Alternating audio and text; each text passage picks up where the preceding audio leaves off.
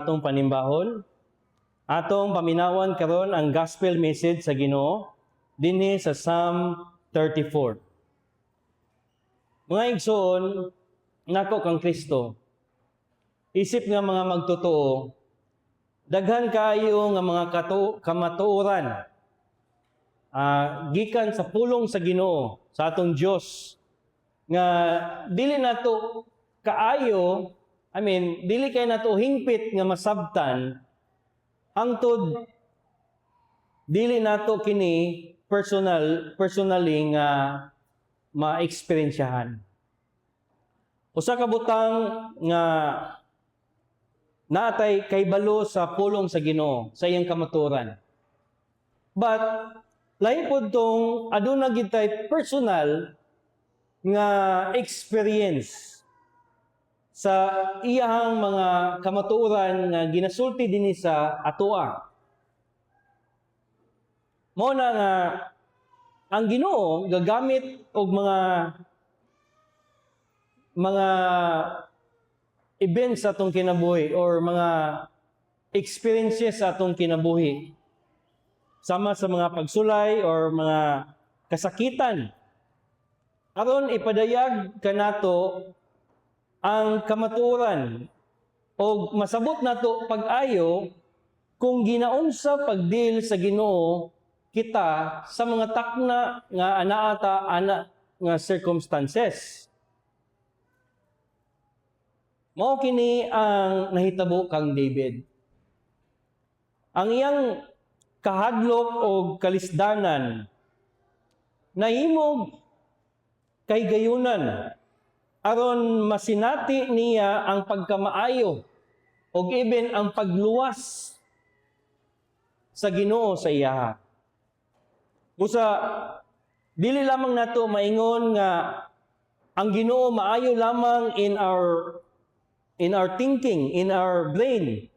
But ato pong sinati ang kaayo sa Ginoo sa atong mga na-experiensyahan, sa atong na-enkwentro kung giunsa na sa Ginoo pagdil ang atong mga kinabuhi sama sa na-experiensyahan ni David. Mao na nga si David after nga giluwas siya sa Ginoo, nakaingon siya og nagaagda sa tanan. Sa verse 8, nagaingon siya, "O taste and see that the Lord is good. Blessed is the man that trusteth in Him." Mao kana ang mensahe ni David para kanato. But kana nga mensahe dili lamang gikan kang David, but gitudlo sa Ginoo kang David o karon ginasulti ni David para kanato. Mo na nga lantaw nato karon ang usa ka gospel message sa tema nga naga-invite si David na nagaingon siya, "Taste and see that the Lord is good." Ang Dios dili lamang angay nato nga may bal-an ang iyang kamatuoran o ang iyang pagkamaayo taman lang sa atong hunahuna. But siya angay nato saligan, sundon, kay tungod nga personal nga nasinati nato ang iyang pagkamaayo. Mao na ang mensahe niining Psalm 34. Kung inyong na-obserbahan, sama sa uban nga mga salmo na ato nang naagihan, wala kayo ang uban nga salmo nga naghatag og specific kayo nga situation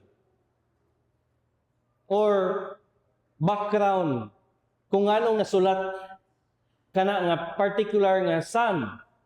But kaning Psalm 34, sa pagsugod pa lang daan, nakita na nato kung unsa nga context or kung unsa nga rason nganong nasulat kini ni David.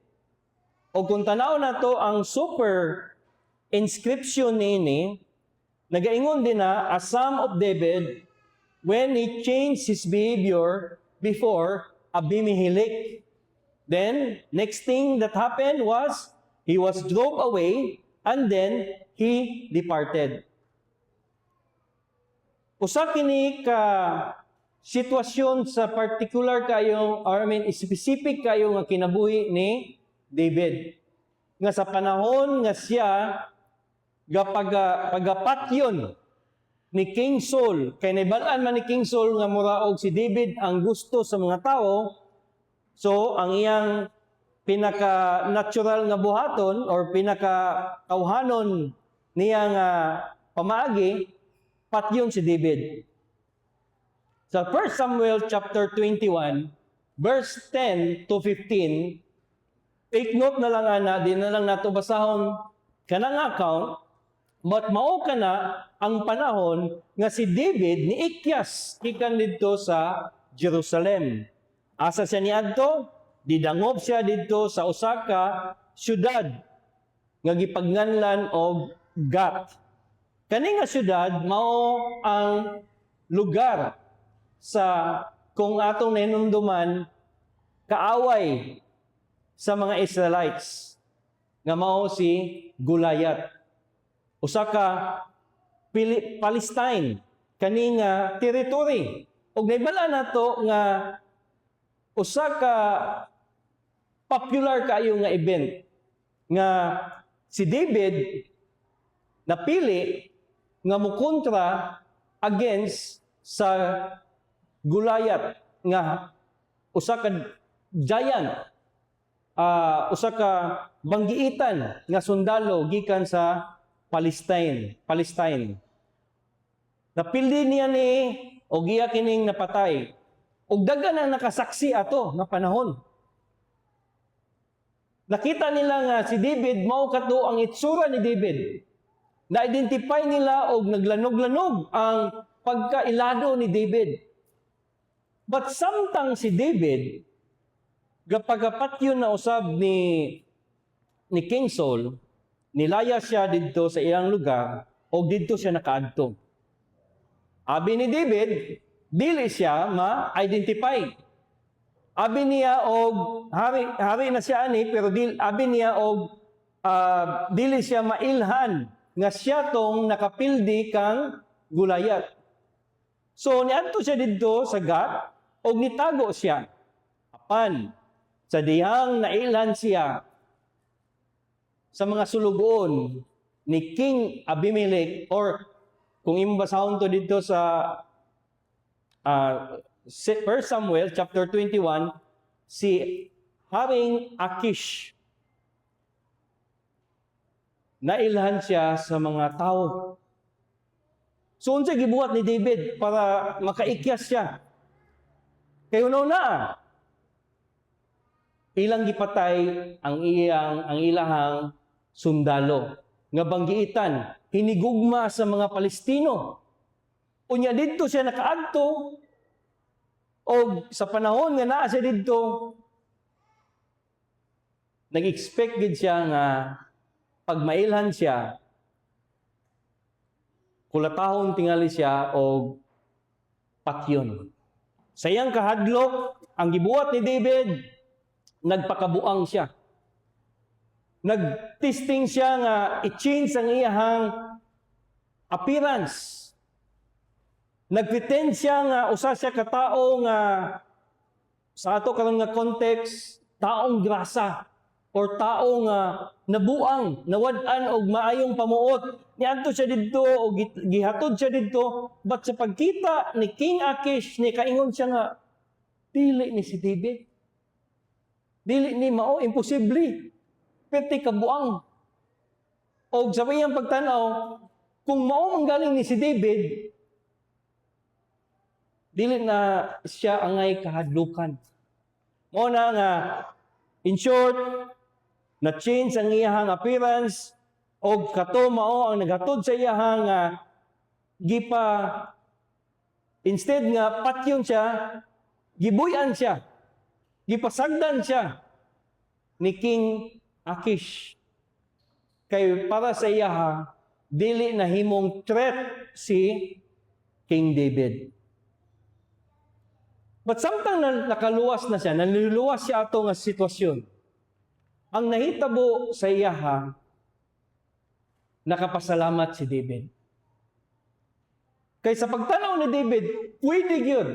O wala gyud rason nga mailhan siya.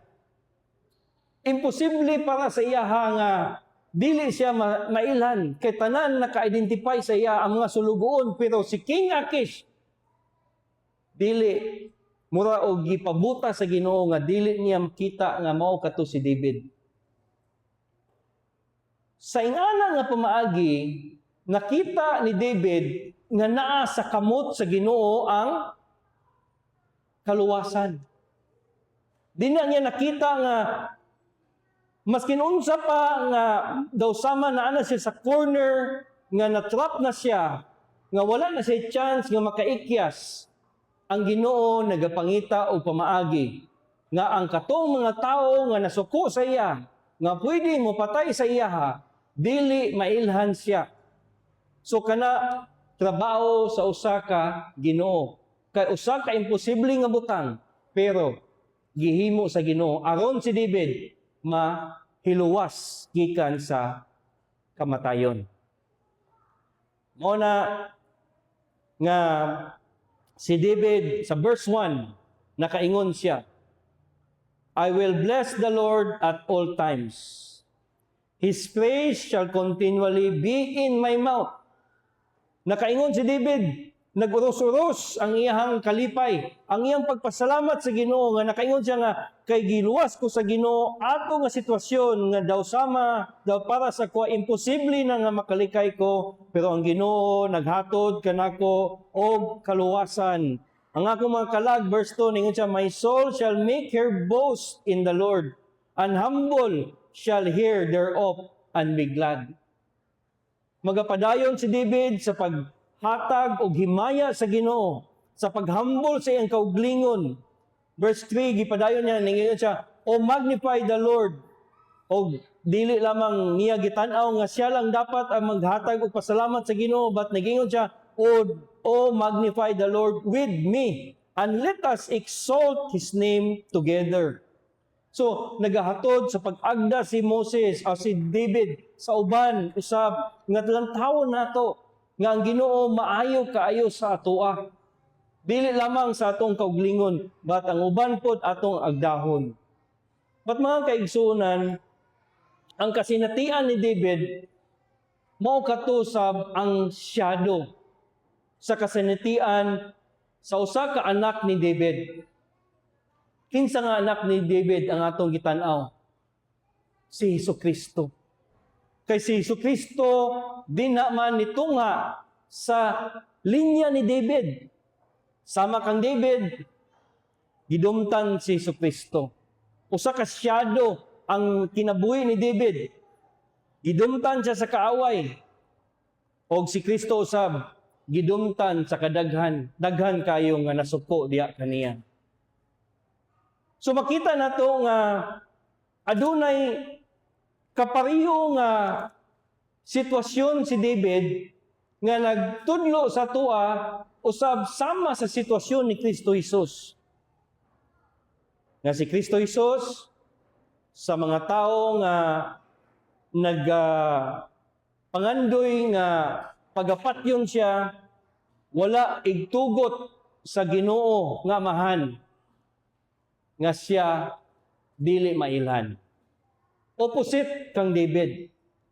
Si David naluwas gikan sa kamot sa iyang mga kaaway aron siya mabuhi. Matanawa, si Kristo wala giluwas gikan sa kamatayon sa dihang gidakop siya sa mga kaaway. Kay ngano? Tungod kay ang kabubuton sa amahan mao nga siya mamatay alang sa atong mga sala. Dito sa Garden of Gethsemane, gisulti kani ni Hesukristo. Nagaingon siya, not my will, but thine will be done. Luke chapter 22. gitugutan samahan nga madakpan si Jesucristo. Lahi ang nahitabo kang David. Si David nakaikyas o nakagawas siya, gawas nun siya sa peligro o sa kamatayon. But si Kristo, opposite. Sa diyang nadakpan siya, nahukman siya, o gilansang sa cross. Apan dili mao kato ang katapusan sa istorya. Dili nato lang taon nga si Kristo napildi ato sa iyang kamatayon. Kay si Peter, sa Acts chapter 2, verse 24, nagasangyaw nga, nagaingon, whom God had raised up from the dead, was in the plan sa Ginoo. So that nga ikaw o ko nga nakasala, makaangkon og kinabuhi. So opposite kayo kaysa kamatayon ni Kristo, kutob sa nakauban din na sa kamatayon ni Kristo, makaangkon og kaluwasan. But unsaon man nato pag-angkon ang kamatayon ni Kristo? Nga ang kamatayon ni Kristo mahimong maato usab nga kamatayon. Dili na kita patyon physically, dili na kita pasakitan physically pareho kang Kristo Jesus. Maangko nato kana nga pag-antos pinaagi sa pagtuo kang Kristo Jesus. Dili na ngayan pa nga ikaw magpasan sa imong cross. Dili na ngayan pa nga lutuson ka sama kang Kristo. But katong iyang nadawat nga paglutos, katong any form of kanang injustice na iyang nadawat, maangkon pud to nimo kay mao kato ang kabayaran sa sala, maangkon pud na nimo by faith. But kana nga pagtuo, my brothers and sisters in Christ, dili kana gikan sa tuwa. Gasa kana. Klaro kayo nga kana nga pagtuo mo nga ihatag gyud sa imuha, nga makita nga dili na sa imong good works or sa imong kapasidad ikaw makaluwas sa imong kaugalingon. Muna usab ang nakita ni David sa panahon nga siya anaa didto atubangan sa hari. Naibalo siya nga ang kamot sa ang paagi nga maluwas siya wala gayod magagikan sa iyaha. Sa pagkatubang niya kag King Akish, naibalo siya anytime pwede gyud mo declare si Akish nga moingon siya nga kani mao ang atong kaaway na si David, pagapatyo nato kini siya. Nakita ni David nga ang kaluwasan niya anaa lang gayod sa kamot sa Ginoo. Og kana dili na pwede masabtan sa usa ka tawo in his corrupt mind. Kani atong hunahuna ba nga nagahunahuna nga sa atong kaugalingon kusog kita maka ikyas. Si David wala siya nagunahuna ani ana nga sa iyang kaugalingon nga kaalam siya maka-ikyas sa kamatayon. Pusa, the only way pud kita karon makaangkon niini sa gibuhat ni Kristo Jesus, maapil ta didto sa iyang paglansang sa cross, gialaw man samahan, opposite sa nahitabo kang David, siya nakaangkon og kamatayon. Wat katong iyang kamatayon, mao man gud ang bayad sa mga sala nato.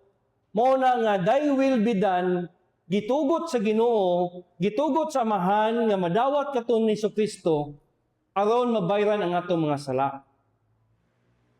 Mao na nga ang pagpasabot niini para kanato nagagagikan gayod sa Ginoo.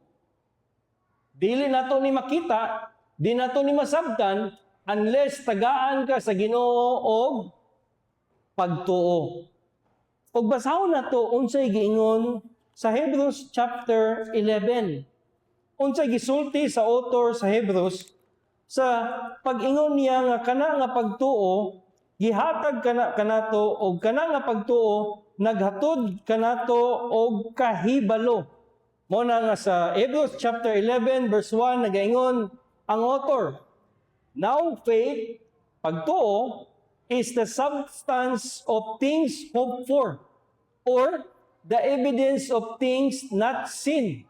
Unya tanawa gani sa verse 3. True faith, ang sumpay sa true faith, ningon siya, true faith, we understand that the worlds were framed by the word of God, so that things which are seen were not made of these things which do appear. Meaning, ang pagtuo di ay gihatag sa Ginoo kang David.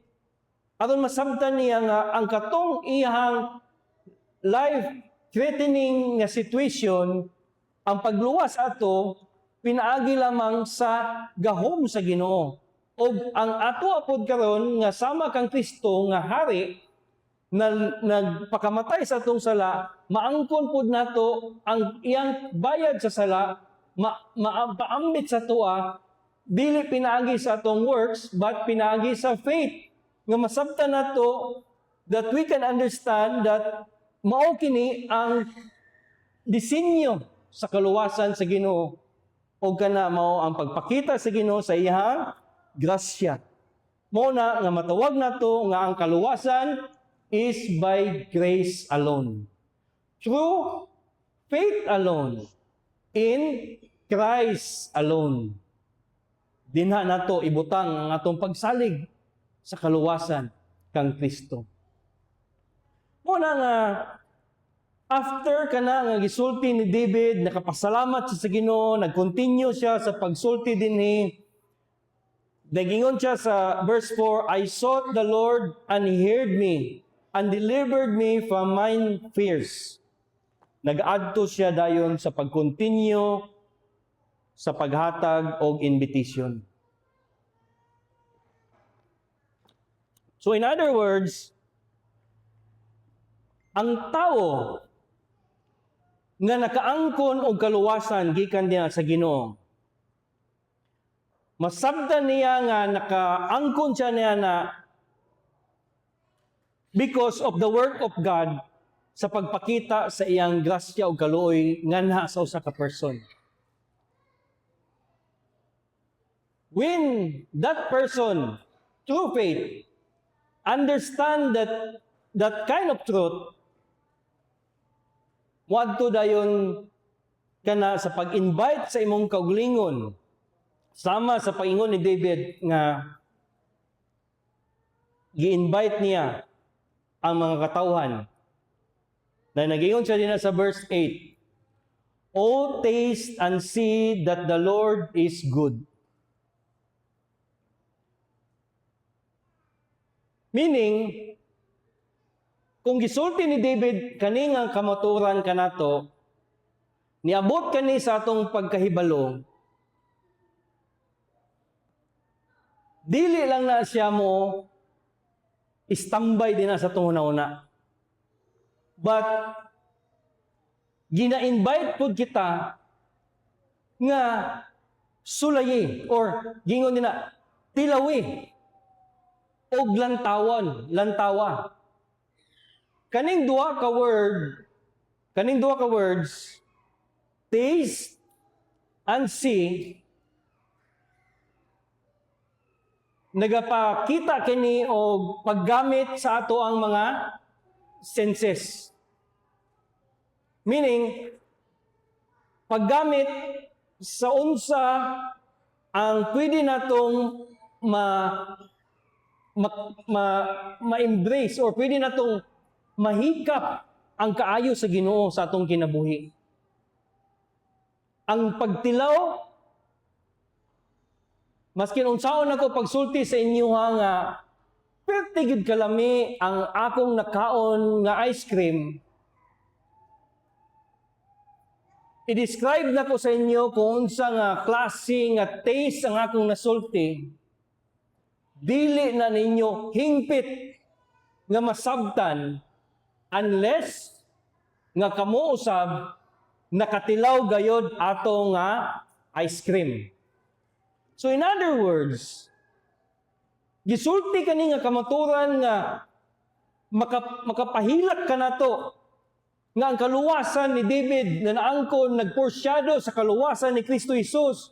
But kung di na lang taman, dili po nato kini maeksperiensyahan, dili nato hingpit nga masabtan ang kaluwasan sa Ginoo sa ato ang kinabuhi. Una, my brothers and sisters in Christ, pag kita maka-enkwentro sa atong kinabuhi o mga pagsulay, mga panahon nga mahulog kita sa sala, sa panahon nga kita nakaangkon og kasakit, ana nga time kung giluwas ka sa Ginoo, masabtan gayod nimo unsa ang tumong og tuyo sa Ginoo sa imong kinabuhi. Ana nganong ikaw nakadawat ana nga experience. Muna nga ginaagda gayod ni David. Nagaingon siya nga taste and see lang tawa nga ang Ginoo maayo. Tanawa siya sa imuang kauglingon nga kinabuhi. Muna nga karon trending kayo nga word. Kung nagtanaw mo sa Senate, sige ingon nga, do you have personal knowledge? Kung ikaw witness, dapat naa kay personal knowledge. In other words, dapat personal gid ka, ikaw na hibalo. Kung witness ka, dapat kabalo ka kung unsa ang imong gisulti. Ikaw gyud ang naka first hand na hibalo ni ana. Aya ka mahimong witness. Mo na nga si David naga-invite nga dapat ikaw gayud na hibalo sa imong kauglingon kung giunsa ka pagluwas sa Ginoo.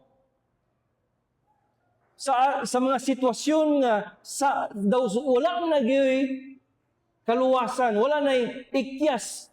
Pero giluwas ka sa Ginoo ni ana, then you have a personal, not only personal knowledge, but personal experience, then you are a true witness. Witness ka.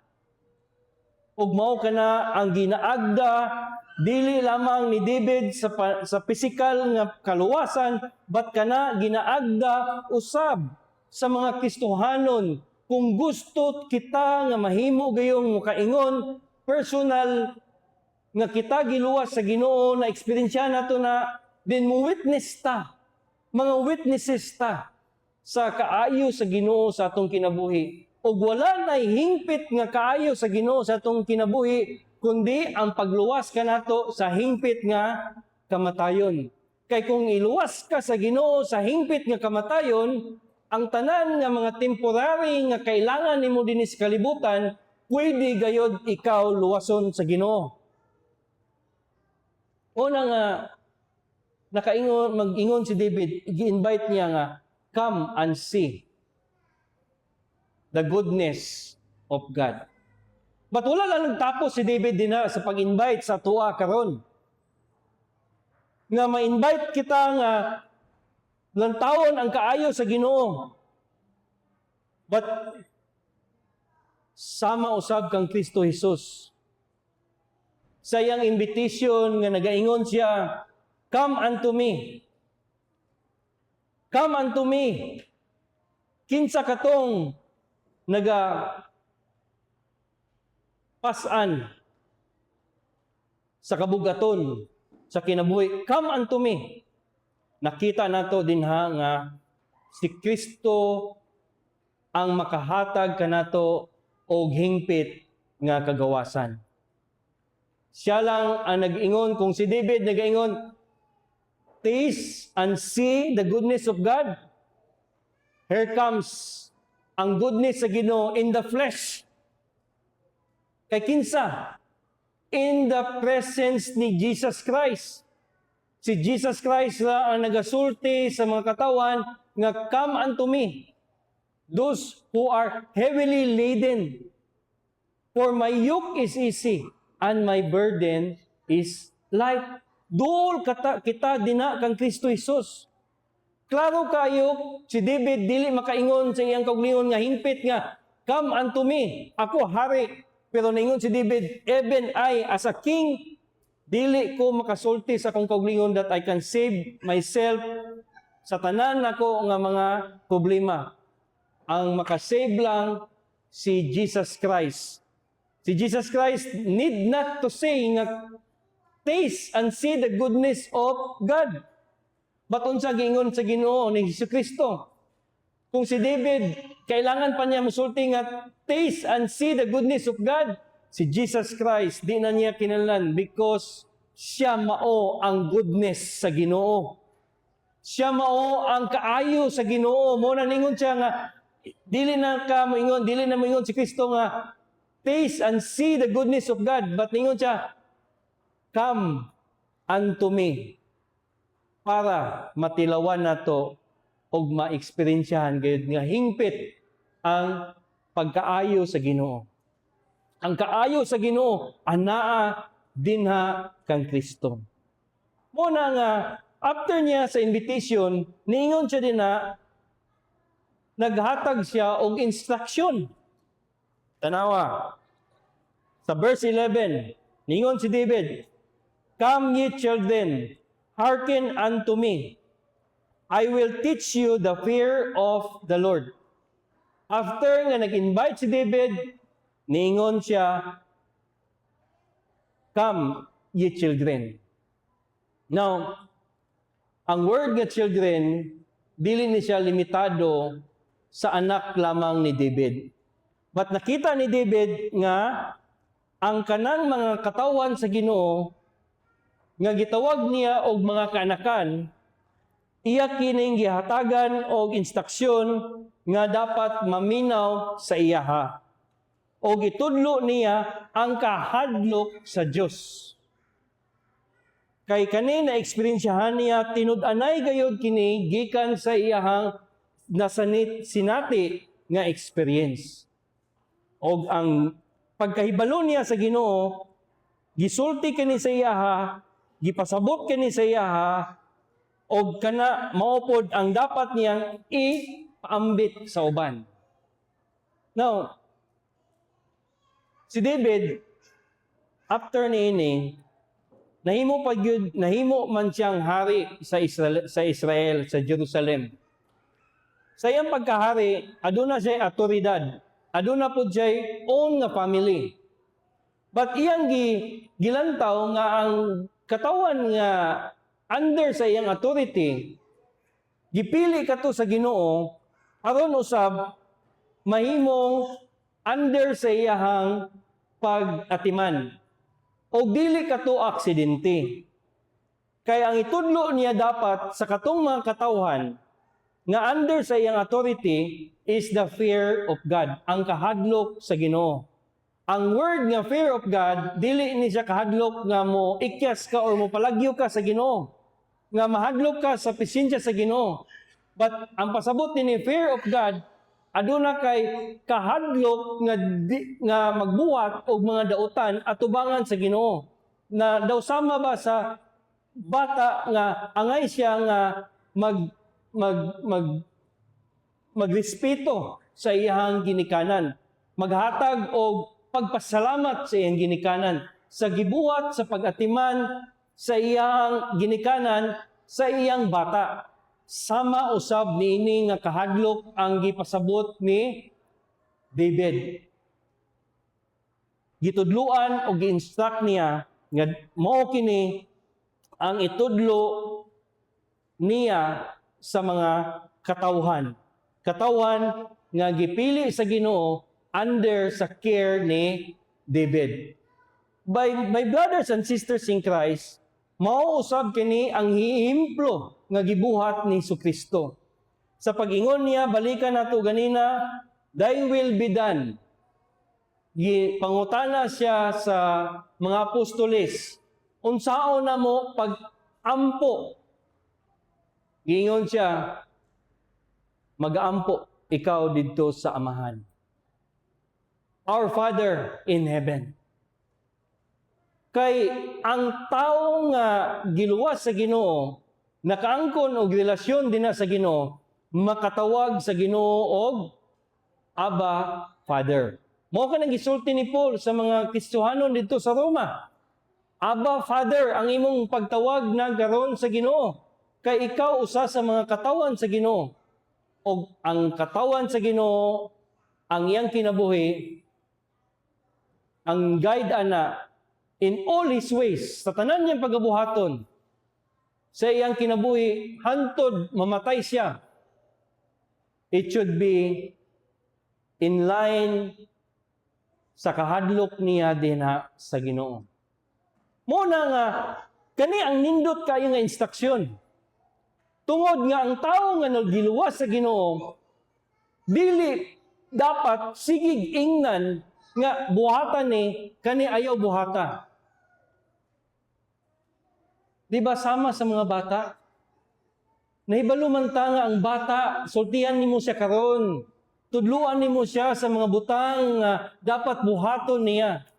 Kaya aron sa pagdako niya, he will make his own or her right decision sa iyang kinabuhi. Dili na ikaw nga magsigi pagsunod-sunod didto. Nga magsigi kag ingon sa imong mga anak nga buhatan ni. Ayaw ni buhata. Kani ang buhatan. Kundi after niya na, ang tao nga giluwas sa Ginoo, because of the fear of God, maskin asa siya moadto, he will do his decision grounded sa fear sa Ginoo. So, naay makakita sa iya ha, or dili makakita sa iya ha, naay maglantaw sa iya ha, naay mag-supervise ana nga tao, or walay mag-supervise ana nga tao, he is guided sa usa ka principle that he will do all things in the fear of God. Ug mao kana ang gisulti ni Jesus Christ nga dapat natong buhaton. Pag-ingon niya, thy will be done. Ang will sa Ginoo, dapat kita mag-alagad sa iya, naay gatan-aw o walay gatan-aw in the fear of God. And lastly, si David wala lang naghatag og invitation sa iyang nasinati nga kaluwasan nga imo pong tanawon, ato pong maeksperiensyahan. Wala lamang siya usab naghatag og instruksyon, but naghatag pud siya og pagpahinumdum kanato nga in the time nga kita maka-encounter similar sa na-encounter ni David sa atong kinabuhi, wala na may makahingpit ani nga pangitabo, kundi ang sitwasyon ni Jesus Christ nga naa siya didto sa cross sa Kalbaryo. Wala na mulabaw pa ani nga sitwasyon. Og lang tawag ani, unsay gibuhat sa Ginoo kang Hesukristo, unsa po'y gibuhat sa Ginoo kang David, mao usab ang buhaton sa Ginoo sa atoa, provided that we are united with Christ. Muna nga sa verse 17 until 22, gihatag ni David ang gabuhaton sa Ginoo. Ang Ginoo ga-intervene sa tanan nga mga butang or sa tanan nga mga panghitabo or sitwasyon sa mga righteous. Verse 17, the righteous cries, and the Lord heareth. Dili lang niya paminawan, but God will deliver them out of their troubles. Verse 18, the Lord is nigh, duol ang Ginoo sa mga tao nga adunay kasubo sa ilang kauglingon, kasubo sa ilahang nga nabuhat og mga kasalanan, og kana magaluwas siya sa mga tao nga adunay kasing-kasing nga mapasayloon, or meaning gapangayo og kapasayloan sa Ginoo. Ingon siya sa verse 19, many are the afflictions of the righteous, but ningon siya na, but the Lord will deliver him out of them. He keepeth his bones, not one of them is broken. Ang Ginoo keep sa bones sa usa ka righteous person. O nakita nato dinhi nga si Kristo Jesus, maskin gilutos siya sa cross sa Kalbaryo. Kaning verse 20 dinhi, ang gipicture mao si Kristo Jesus. Pwede na ka sakit, pwede na ka dako, pwede ka dagan nga gidagmal sa iyaha nga mga paglutos, pero not one of his bones ang na broken.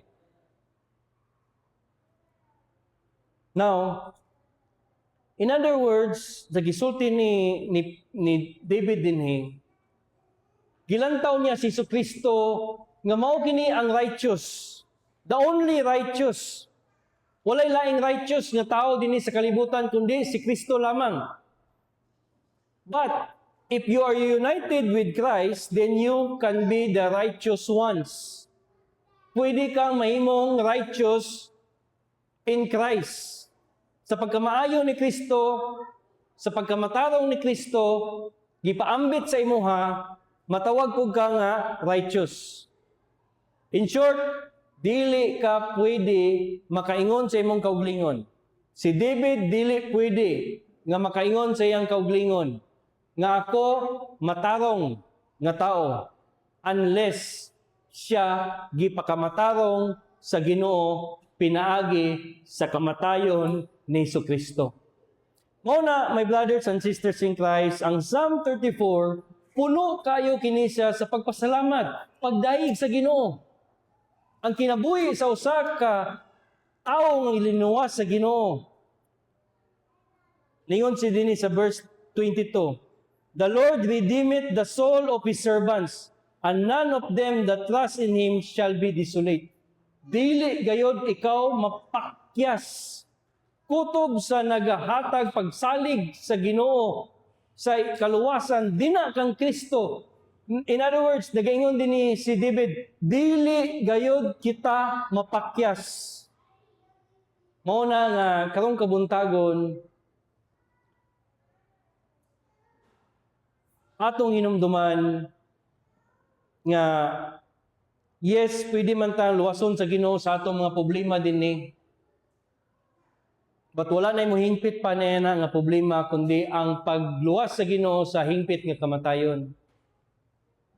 O kung kita naluwas sa Ginoo, dapat ang atong kinabuhi puno kini sa paghatag og himaya sa Ginoo, pagdaig sa Ginoo. Inumdumi ang gisulti ni David, I will bless the Lord at all times. Sa tanan niyang panahon sa iyong kinabuhi, His praise shall continually be in my mouth. But dili lamang dapat kana magpabilin sa atong mga baba, kundi sa ato ang mga lihok everyday. In all our ways, sa tanan natong gapangbuhaton, dapat magkinabuhi ta sa pagpangalagad sa Ginoo. Dili lamang lip service, dili lamang pag-ingon, paghatag og himaya, pagpasalamat, but kana ba nga pagdayeg nimo ga-radiate ba na, ga-move ba na padulong sa imuhang pagkinabuhi usab. Ang imong mga lihok, maskin pagdili ka musulti nga gadayeg ka sa Ginoo, makitaan nga ikaw gadayeg sa Ginoo. Kana tanan, mahitabo lamang na kung ang atong pagsalig anaa kang Kristo Jesus. Amen. Mag-aadto ta sa pagtindog o pagpasalamat, daygon